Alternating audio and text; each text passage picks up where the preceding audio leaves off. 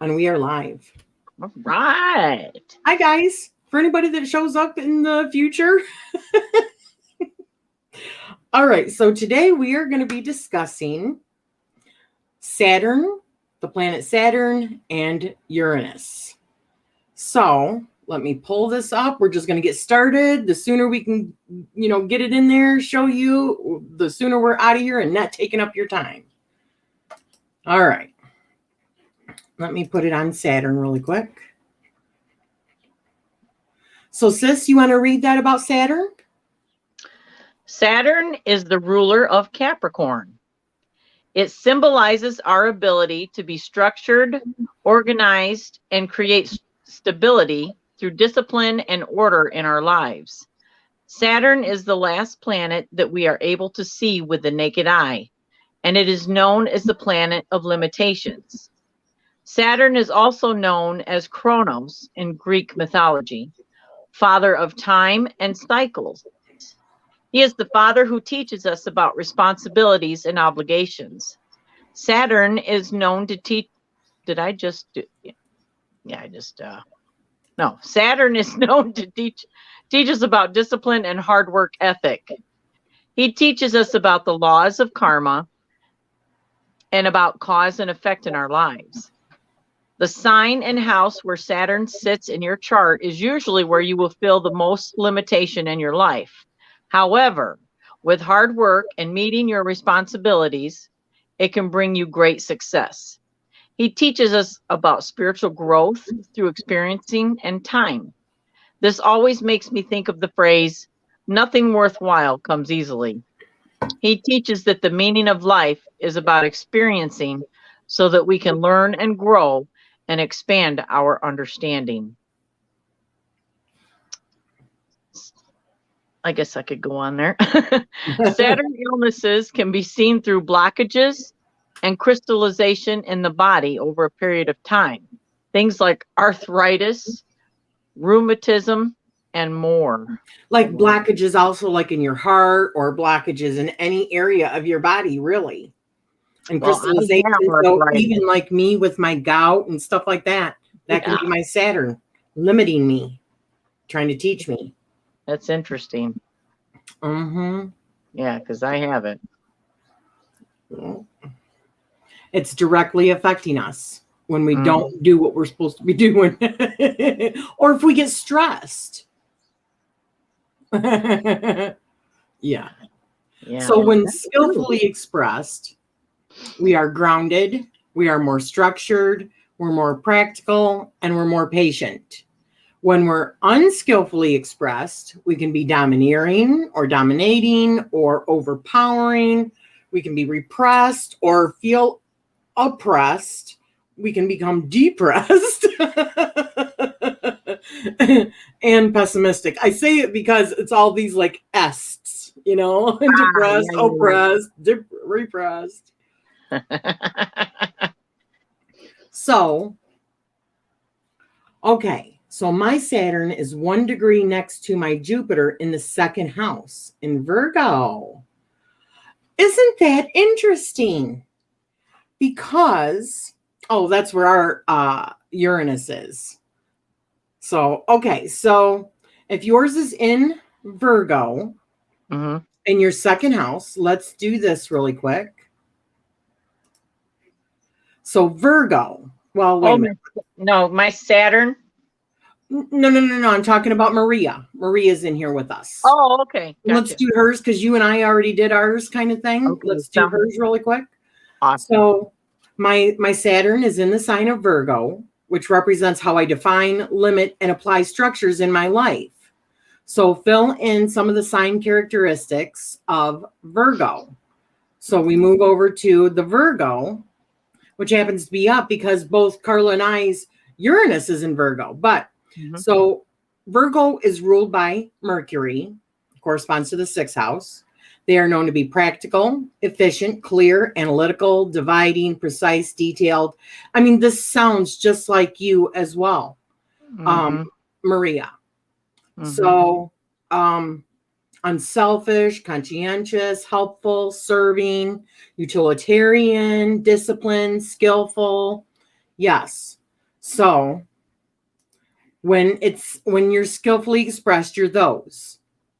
And when unskillfully expressed, you will feel oppressed or blocked in the area of your life that has to do with like loss, profit, and gain. Let me find that house really quick, which is the second house, which is wealth, gains, possessions, finance. So the second house shows how you can handle your belongings that you hold sacred. Money, objects, qualities in yourself and others are what this house shows. It also shows the side of you that maintains your possessions and what you buy for yourself, as well as the amount of money that you earn. It shows what you are willing to do for money. So it also is highly related to your self-esteem. Oh, okay. So that is the area.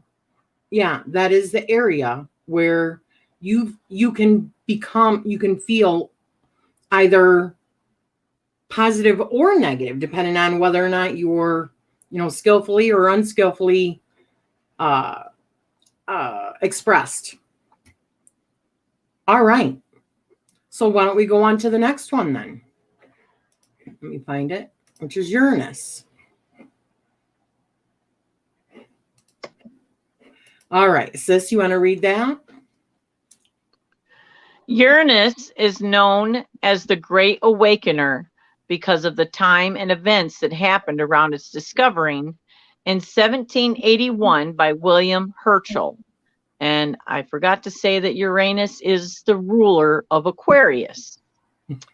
Events like the American and the French Revolution, the first hot air balloon that defied gravity, and the discovery of uranium.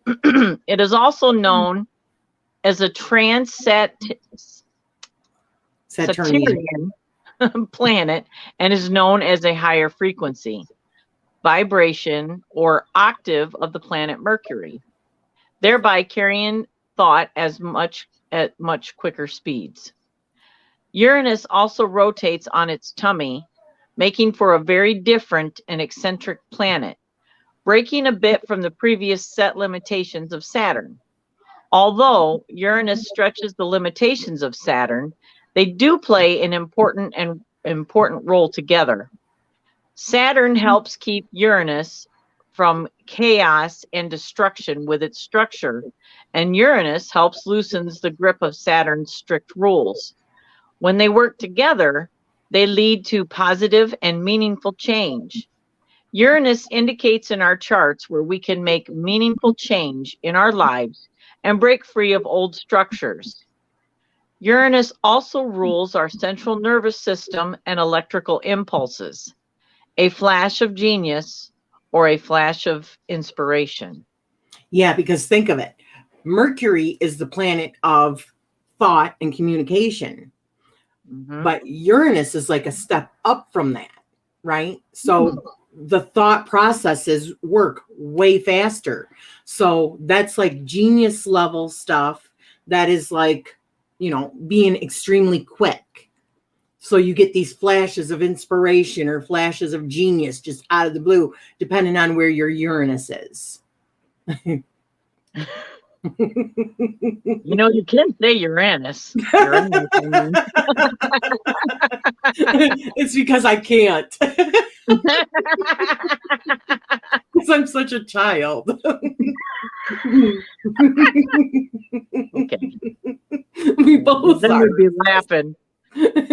Wherever Uranus is, there's genius there. There's the genius, yeah. It's killing me. This is so professional. So when skillfully expressed, you're like forward thinking, your higher mind, your engineering, and your social. When unskillfully expressed, you are defiant or a rebel, deviant, maybe unreliable, non-social, and erratic. So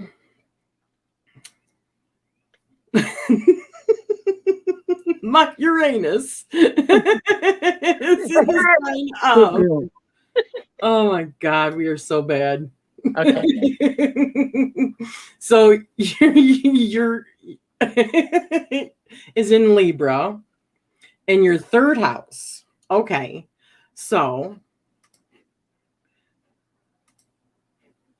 Libra, ruled by Venus and corresponds to the seventh house. They are known to be sharing, cooperative, social, partner-oriented, fair, just, considerate, balanced, charming, mediating, impartial, artistic. Okay.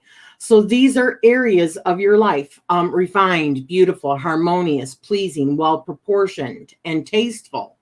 So these are areas of your life where you can, or ways that you can like kind of speak your truth. Because what is it? It says, to show my authenticity and originality through these particular characteristics. Yeah. So in art and balance, being considerate, being your charming self, and mediating sometimes, being impartial, and you're artistic, and the things that you create. So the aesthetic. And then, which I did forget to mention really quick, your Saturn was in Virgo. So it means where I feel most limited is how I function in this 3D manifestation, and where you need more guidance. Yeah. With Saturn. So if unskillfully expressed with Uranus, and you said in your third house, oh, no, wait a minute. Then being indecisive sometimes, not being able to make, a decision, being hesitant, being passive, being inactive, being idle or indifferent or vain, or sometimes giving your power away to other people, maybe sometimes being superficial, if not healthy expression, or if not favorably expressed, imbalanced. And that is, let's see. And what was that again? Oh, Libra. So air. Whoops. So air. So how I speak my truth is mentally and verbally. And where change is needed is sometimes like in your perspective, like your thoughts and your ideas. And it's in her third house, right? And then we go into my Uranus is in the third house of, which would be communication, writing, memory. It's the third house of Gemini. Yeah. Which is related to like your neighborhood, the people that are in your neighborhood, the places where you shop, where you work out, where you bank, where you mail letters, the regular routines that you do every day. It says it also relates to your childhood or like grammar school. So like your earliest, what you learned in those at that age, and also relationships to your siblings or the way in general that you communicate. So, and your attitude towards tiny adventures or short trips.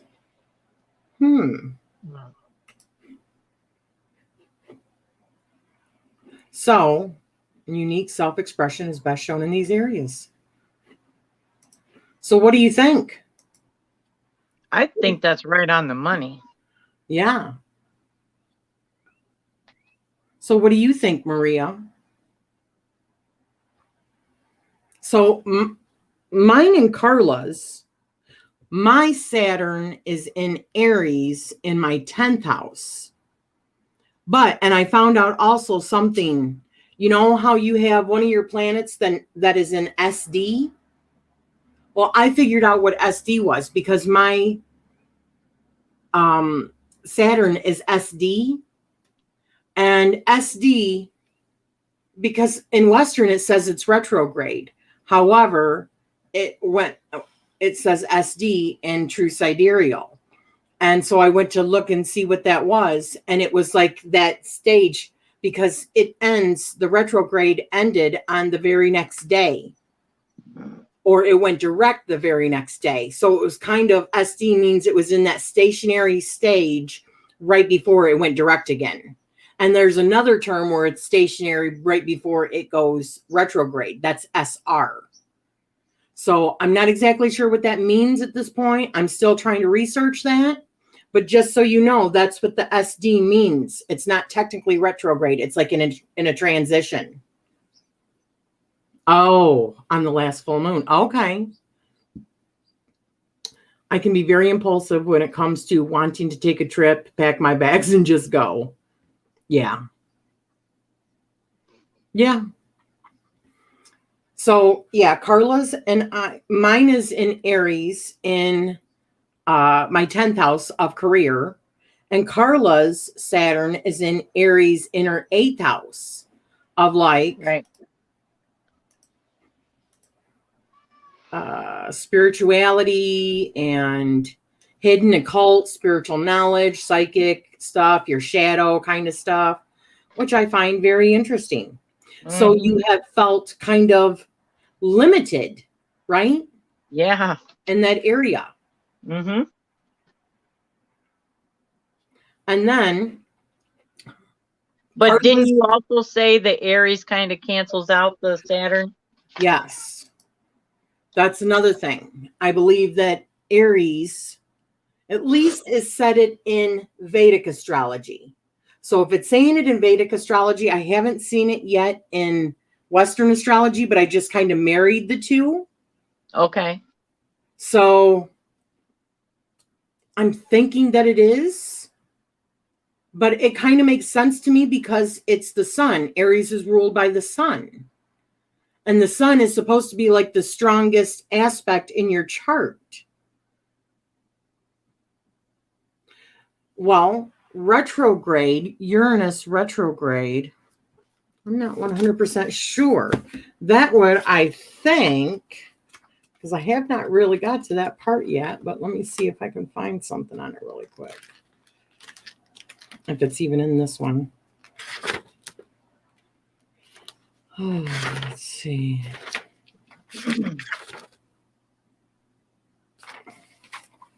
Okay. Jupiter retrogrades for 4 months. And let's see, Uranus, Neptune, and Pluto stay retrograde for about 6 or 7 months of every year. In general, remember that actions ruled by a particular planet quite often need to be repeated or done over when that planet is retrograde. Just make sure that whatever you're planning is something that you don't mind doing twice. Okay. So for your Uranus being retrograde, that just means that you might have to do something a couple of times before it sticks. But it might be less of that when it actually is in retrograde, because that's what you were born under. So where it affects everyone else when it's retrograde might be different than how it affects you. You know what I mean? So that's what I'm thinking. They don't get super, super detailed about the other, especially the outer planets, because Uranus is considered a Saturnarian Saturn, I can't even say it, planet, which means at one point they thought that Saturn was the end of our solar system. And then in 1700 and something, 1781, I think, that's when they discovered Uranus. And that's when like our solar system was opened up again. So Saturn didn't become quite as restrictive at that point because Uranus, they discovered Uranus. And then 100 years later, then they discovered Neptune. And then it was just like in the 1920s, I believe, that they discovered Pluto. Can you believe that? It was just in the 20th century. Or the 19th century. Look at how close your face is.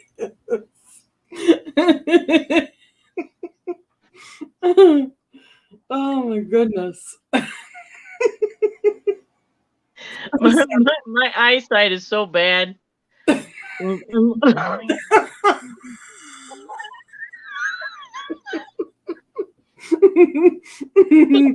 Oh gosh. Sorry. Are you out there? Who's in here with us? Stop it. Oh my gosh. So get back to Uranus. I mean, people are actually going to see this, sis. They're probably going to be laughing at the comedy stint. They're not learning astrology. They're just laughing with us. But you okay? So, yeah. have you covered Neptune yet in any of the other videos? Haven't quite caught up yet. No. We're doing these in order. So we've done of the planets, Mercury, Venus, Earth, Mars, Jupiter, Saturn, and now Uranus. Right. So Saturn and Uranus today. Next Thursday, it's going to be Neptune and Pluto. And then after that, we're probably going to talk about the aspects, like the sextile, the, squared and conjunctions and all that stuff, oppositions, all that shit. So Carla's Uranus is in Virgo in her first house. So, you can think of Virgo, which is really like organized and patterned and all that, structured, a lot like a Capricorn, house wise, sign wise, but in the first house, which is about you, the way that you are, the way that you project yourself. So, and mine is in my third house, which has to do with, like you, neighborhoods and siblings and, the people that are like close to you, like your neighbors or your family or whatever, how you interact with them. Also like your routine stuff. Oh, okay. Well, yep. Neptune will be next Thursday. And, see, I probably we will talk about the 13th sign a little bit. It's not something that I really even approached in this. You know what I mean? But I can a little bit. I just don't know a whole lot about the 13th sign.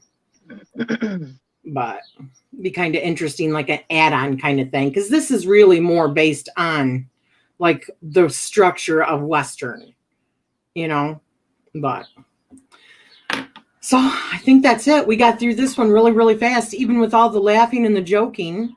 Thank you for joining us tonight. I know it's kind of late for you, honey. So, yeah. Are you finding these worksheets helpful at all? What about you, Sissy? Are you finding them helpful? Or do you feel like you're learning with this? Yeah, definitely. I think that the way they're set up, it I don't know, it opens it up more. Like details it, it's not just a vague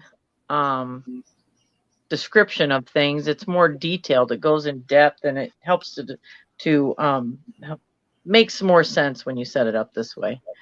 That's why it also makes sense that you and I would have our Saturn in the same zodiac sign and our Uranus in the same zodiac sign, because Uranus changes signs every 7 years, moves out of a new sign every 7 years, whereas and it's also considered a generational planet. And then whereas Saturn is every 2.5 years. So we were in that phase where it was the same. It's just dependent on what time of day and whatever the rotation is, it'll depend on what house it's in. So we have them in different houses, but they're both in the same signs, and you're going to find that. That's why, like you and Steve, honey, have a lot of the same things in the same zodiac signs, because you guys are literally right around the same age. My husband and I, it's the same thing. We're only a month apart. So many of our stuff is in the same signs, just not the same houses. So it's pretty cool. That is, definitely. And it definitely makes me wonder. Perspective. One thing it does make me wonder, and I would love to find out. In fact, I'm going to buy maybe I already did. I can't remember because I've bought a few on the Kindle Unlimited of Dolores Cannon. And she actually has a book that was written in 2013 or maybe the beginning of 2014 called The Hidden Sacred Knowledge. And then, of course, she died. And part of it was the astrology and how they paired up charts. You know what I mean? Oh, really? With So the clients that she had. Wow. Just Jesus in the Essenes, one of the things that she had learned was that the sacred knowledge that they sat on, what also was the elders would take the birth charts of the people in their community and they would pair up men and women according to their birth charts. And that was how they did prearranged marriages. And you know what? I am in the process of reading the next one in the Sophia Code, which is Mary Magdalene. And Mary Magdalene, they talk about how not only Mother Mary, but Mary Magdalene also, that they were initiates and they also trained at Isis, through that. They in Mesopotamia, India, exactly, in the mystery schools. Exactly. Yep. So they knew all that too. They understood it.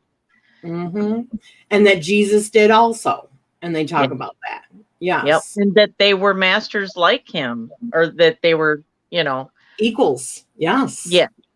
Yeah. I know. I love that. But just at the time that it wasn't just as accepted, she had to talk about how she had to be careful, how she approached certain things, because if she said things a certain way, I mean, she could be stoned or put to death or whatever at that period of time. Yep. Saturn return, your next one should be around 48, 40, 49 years old. So whenever you're going to be 48 or 49 is your next Saturn return, honey. The first one is around 28, 29 years old, because Saturn rotates every 29 to 30 years. It's actually every 28 to 30 years for Saturn return. So, yep. Matchmaking with astrology. It is less common in our Western world, and it is way more common in the Eastern world for them to do it. So in 8 or 9 years. Yeah, I just came out of my second one a couple years ago. My second Saturn return. And you did too, Carla, a few years ago. Yep. Yeah. So. Yep. All right, well, honey. Do what? It'll be the big 52 this year. I know it. Yep. Yep. And I'll be, well. That's all right. Stop it. Stop it. All right. We're going to call it an evening. We're going to cut this short, about a minute and 30 seconds. Less than 30 minutes, so we're doing good. And I hope you have a wonderful night, honey. And we'll talk to you soon, okay?